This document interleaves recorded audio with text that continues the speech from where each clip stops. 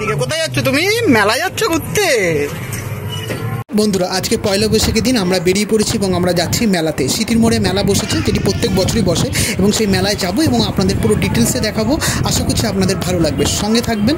চলুন বন্ধুরা, আমরা মেলার কাছাকাছি চলে এসেছি এবং আমরা মেলা প্রবেশ করব। তার আগে আপনাদেরকে বাইরে থেকে দিয়ে রাখি। দেখুন বাইরে থেকে আমরা দেখতে যাচ্ছেন, এটা হচ্ছে প্রবেশদ্বার। তো সুন্দর সুন্দর সুন্দর অতি সুন্দর লাগছে গেটটা।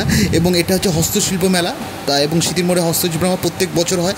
তো কবে অবধি হবে সেটা তো আপনাদেরকে জানাবোই, অবশ্য কবে শেষ হবে সেটাও জানাবো। টিকিট কাউন্টারের সামনে চলেছি, টিকিট কাটবো না। 10 টাকার টিকিট আছে পার পার্সেন্ট।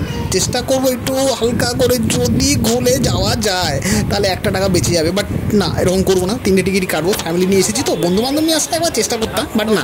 চলুন, বউ কি বলছে 10 টাকা? আমি বললাম হ্যাঁ 10 টাকা, 100 টাকা নয়। চলুন এবার আমরা আস্তে আস্তে মেলার দিকে প্রবেশ করছি। কিন্তু মেলার দিকে প্রবেশ করার পর মানে আমি দেখাচ্ছি আপনাদেরকে। দেখুন মেলায় ভালোই লাগছে বেশ, মানে ডেকোরেশন, এত সিকিউরিটি, পয়সা তো খরচা করেছে ভাই, পয়সা খরচা করেছে মেলায়। আমি এরকম ভাব কোনোদিনও দেখিনি, এত খরচা করে এত সিকিউরিটি গার্ড ফার্ড রেখেছে।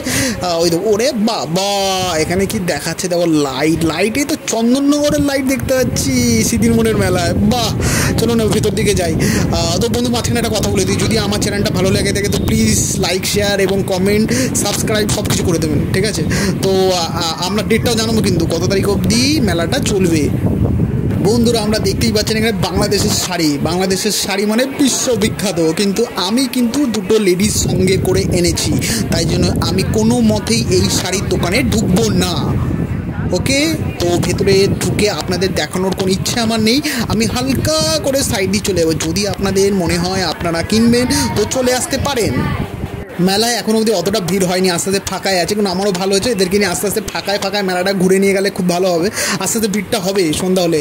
তো দেখুন আমি চলে এসেছি। আবার একটা চশমা দেবো না, একটা স্টাইল মেরে নিয়ে একটু চশমাটা পরে নিলাম ফ্রিতে। বাট চশমা কিন্তু আমি নেবো না এখান থেকে, আমরাই জানি শুধু, আর কিন্তু দোকানদার জানে না। একটু চশমাটা পরে নিয়ে হালকা করে ছবিটা তুলে টুক করে পালিয়ে যাবো। এখানে একটা ভালো জিনিস দেখলাম, এখানে হচ্ছে 100 টাকায় আপনারা পুরনো বই পাবেন এবং সেটা বাচ্চাদের শুরু করে সবার, এবং অনেক বই সম্বন্ধে আমরা দেখলাম এখানে। বইমেলার মতো অবস্থা না কিন্তু, শুধু খেতে যাচ্ছে লোকে, কিন্তু বই কিনছে। আমি দাঁড়িয়ে দেখেছি অনেকক্ষণ ধরে। আপনারা আসুন, এখান থেকে বইও দেখবেন, বই পাবেন এবং ভালো ভালো বই আছে। কিনবি তুই? কি নিবি? 100 টাকা 100 টাকা 100 টাকা। যেই ব্যাগ নেবেন সেই ব্যাগটাই 100 টাকা। তো আমার মা এখন ব্যাগ পছন্দ করছে ডোনার জন্য, তো একটা ব্যাগ নেওয়ার ইচ্ছা আছে। কিন্তু দোকানদার বলছে আপনি এই ব্যাগটা নেবেন, এটা লেদার স্টাইল।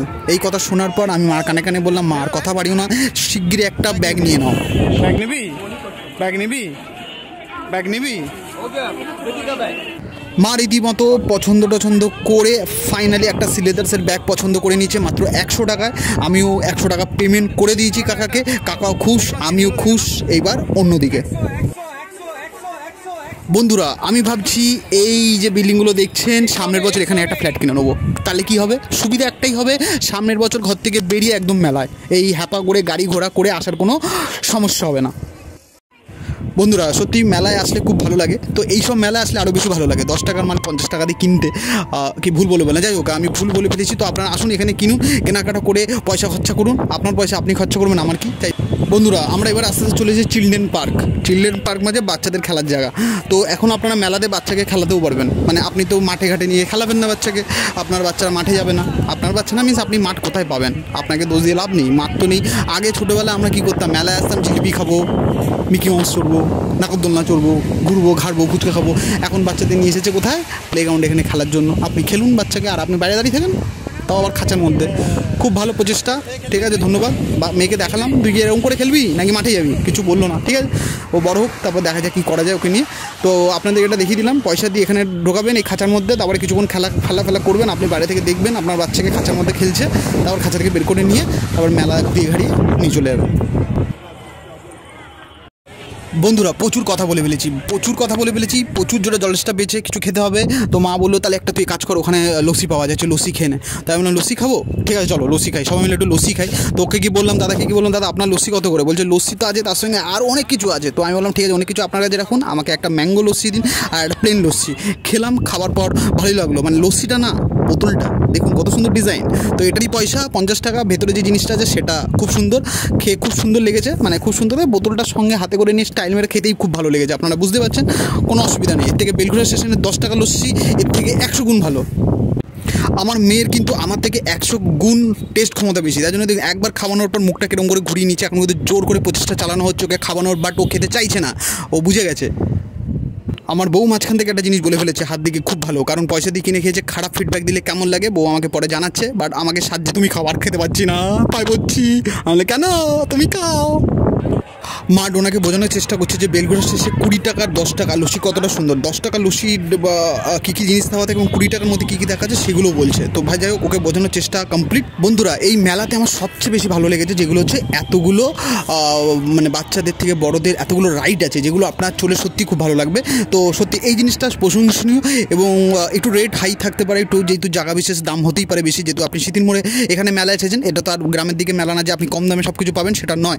আমি ভুলভাল বলছি তো ক্ষমা করে দেবেন যদি ভুলভাল বলে থাকি। তো দেখুন সব কিছুই আছে এখানে। আবার বাবা, এখানে দেখছি ভূতের ঘর আছে, ভূতের ঘরের ভেতর ঢুকে আপনি ভয় পেতে পারেন। ওরে সাব্বাস, এটা দেখুন মারাত্মক। আমার বউ বলছে এটা চড়বে, চলবে? হ্যাঁ, ওটাতে চড়ো, বড়টাতে চলবে। মা ওটাতে হ্যাঁ, সব লোকজন আছে, ভেতরে লোকজন আছে, সব কটাতে লোকজন আছে। পড়ার চাল নেই, পুরো ঘেরা। চলবে, চলো যাও। হ্যাঁ যাও যাও যাও। হ্যাঁ, একা কি, আমি চড়বো না, না আমি নেই, চলো।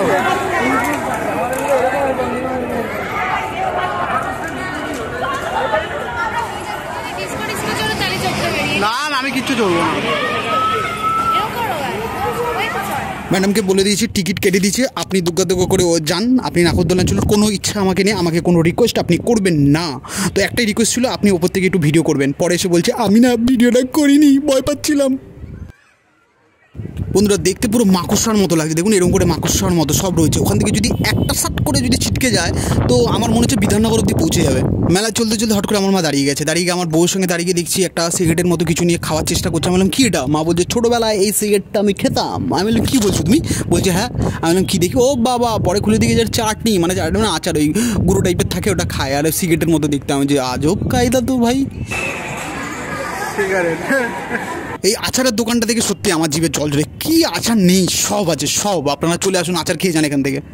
চলতে চলতে আবার একটা জিনিস পছন্দ হয়ে গেছে, মানে ছোটোবেলার কথা মনে পড়ে গেছে আমার বইয়ের, মানে ডোনা বলছি ছোটোবেলায় এই জিনিসটা আমি খেতাম, তো আমার দেখে পছন্দ হয়ে গেছে, আমি এটা খাবো। আমি যে না, অবশ্যই কোনো সমস্যা নেই, আপনি টেস্ট করেন, আমি আছি।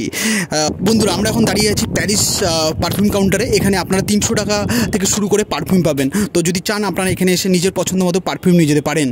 বন্ধুরা, খিদে লেগে গেছে, তো আমরা চলে গেছিলাম একটা মোমো স্টলে এবং মোমোটা খেলাম। মোমোটা সত্যি খুব ভালো ছিল, 70 টাকা দাম ছিল, 5 পিস মোমো নিয়েছিল। কিন্তু সত্যি কথা, আমার ফিডব্যাক অনুযায়ী মোমোটা অসাধারণ ছিল। যদি আপনারা আসেন তো এখান থেকে অবশ্যই মোমো খেয়ে যাবেন। মোমোটা হচ্ছে পাশেই হচ্ছে আপনার নাগরদোলনা আছে, নাগরদোলনার পাশেই মোমো স্টলটা।